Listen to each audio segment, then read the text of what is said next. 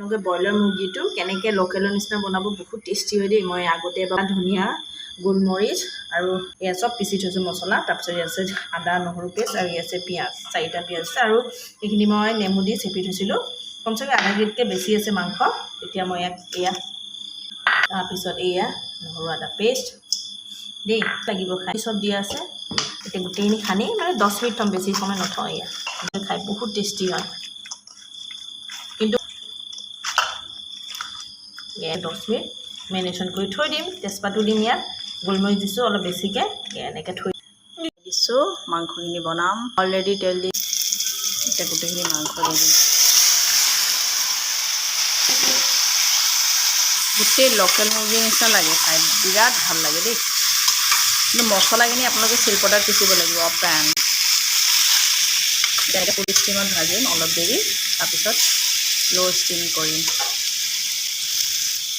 ঢাকি দিম আৰু চাওঁ এতিয়া মাংসখিনি বা নিজে পানী ওলাইছে চাওক ধোঁৱা ওলাইছে এতিয়া মই ইয়াত ঢাকিলে বেছিকৈ পানী ওলাব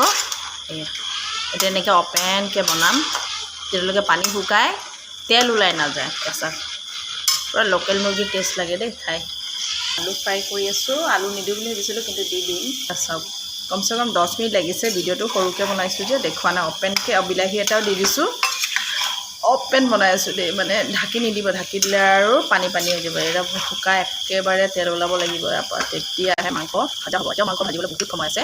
এনেকৈ এবাৰ ট্ৰাই কৰি চাবচোন বহুত ভাল লাগে বহুত ষ্টাইল বনোৱা মোৰো এনেকুৱা আজি বনাইছোঁ আলুখিনি মোৰ ভাজা হৈ গ'ল এতিয়া মাংসত এড কৰি দিম মই এনেই মাংস বনালে আলু নিদিওঁ বহুত কম নিদিওঁৱে মানে প্ৰায় ভাজি দি দিছোঁ তাৰপিছত এতিয়া আলুৰ লগত ভাজি তেল ওলাব তাৰপিছত অকণমান জল পানী দিম তাৰপিছতে আমাৰ মাংস ৰেডি হ'ব মাংস বনাওঁতে বেছি সময় নালাগে কিন্তু যদি মোৰ ষ্টাইলত বনাই কমচে কম 1 ঘণ্টাটো পূৰা লাগিছে 1 ঘণ্টা 45 মিনিট লাগিছে কিন্তু বহুত সময় এনেকৈ মানে মছলাখিনিৰ লগত মাংসখিনি ভাজি থাকিব লাগিব লাহে বেছিকৈ কৰিলে ভাঙি টুকুৰা হৈ যাব মাংস ধৈৰ্য ধৰি এনেকৈ লাহে সিজাব লাগিব যেতিয়া পৰা মাংসৰ পৰা তেল নোলায় তেতিয়ালৈকে এতিয়া কচা মাংস বুলি কয় বেংগলীত আছে এতিয়া কৰি তেল ওলাইছে না মানে ভজা হৈ গৈছে এতিয়া মই গৰম পানী এড কৰি দিম পানী কিয়নো মাংসৰ পৰা তেল ওলাব ধৰিছে বহুত ধৈৰ্য ধৰি ভাজিব লাগিছে ভাবিছোঁ এতিয়া মই এয়া মছলা দিব পানী গৰম কৰি কিনে দিছোঁ দেই এতিয়া ঢাকি দিম ভালকৈ লৰাই কেৰাহীটো আৰু কেনেকৈ বহে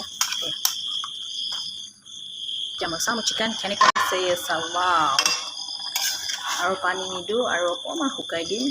কিয়নো এইটো লোকেল মুৰ্গী নহয়